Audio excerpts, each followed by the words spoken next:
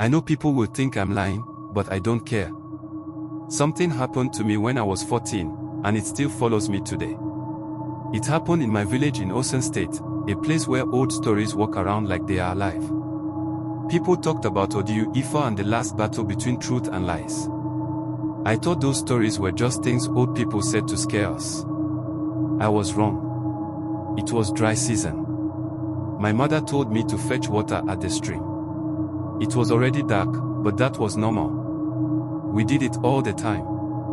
But the moment I stepped outside that night, everything felt wrong. The air felt tight, like it was thick. The moon was low and weak, like it didn't want to shine.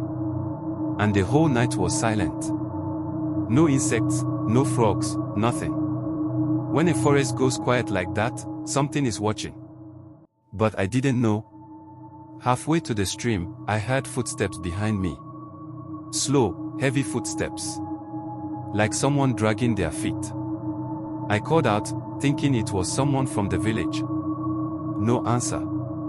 I called again. Still nothing. The footsteps stopped, but I could feel someone standing there, staring at my back. I didn't look. I just walked faster, trying to act normal, even though my heart was beating hard. When I reached the stream, my lamp flickered like it was scared. The water wasn't flowing the way it should. It was pulsing, rising and falling. Like something big was breathing under it. I felt fear crawl into my chest. I stepped back, and my foot hit something metal. It rang in the dirt. When I bent to pick it up, my heart almost stopped. It was a chain bracelet. The kind Babalawo's used during rites. It should have been cold, but it was hot. So hot I almost dropped it. Then I smelled something. It was a rotten smell. Like old blood and wet cloth left outside for days. My lamp dimmed again, and the air around me felt like invisible hands were closing in. The ground near the stream began to shift like something was crawling out from under it. And then I saw them. Shadows. Tall, thin, shaking like smokestack in the wind.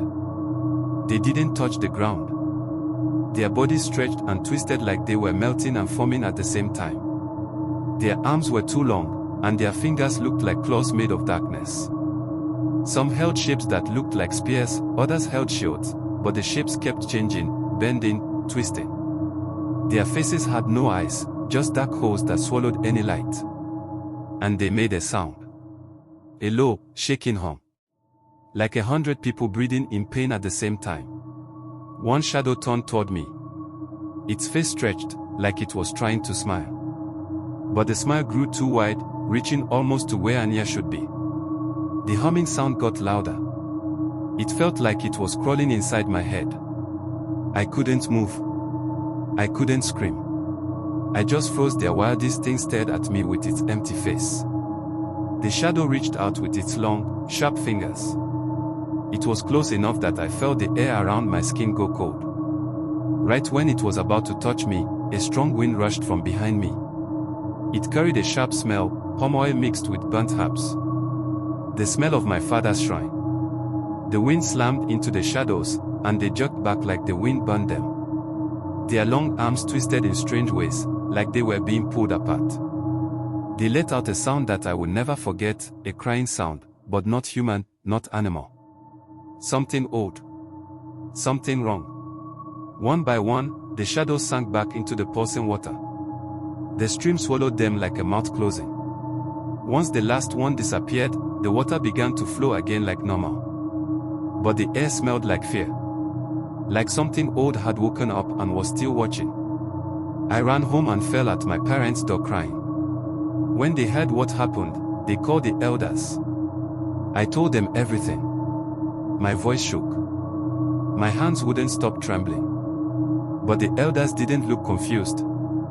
They didn't even look surprised. One old man just said, "It has begun again." That's all. They took the chain bracelet from me. Even though it wasn't hot anymore, they held it with a cloth, like it could still bite. They buried it near the Iroko tree before sunrise. Nobody let me near that tree ever again. Nobody talked about that night. Not even my parents. The stream acted strange for weeks. Sometimes it dried up out of nowhere. Animals hissed and ran from it. People whispered they heard humming sounds at night. Some said they saw hands in the water. Some said they heard whispers coming from the trees. I stayed far away from that place. Even walking past the path made my stomach twist.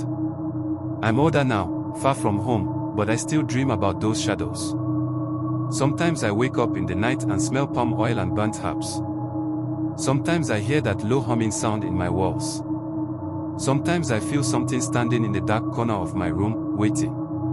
And the worst part is this. I know it's the same thing that tried to touch me that night. I know it remembers me. And I know it's not done.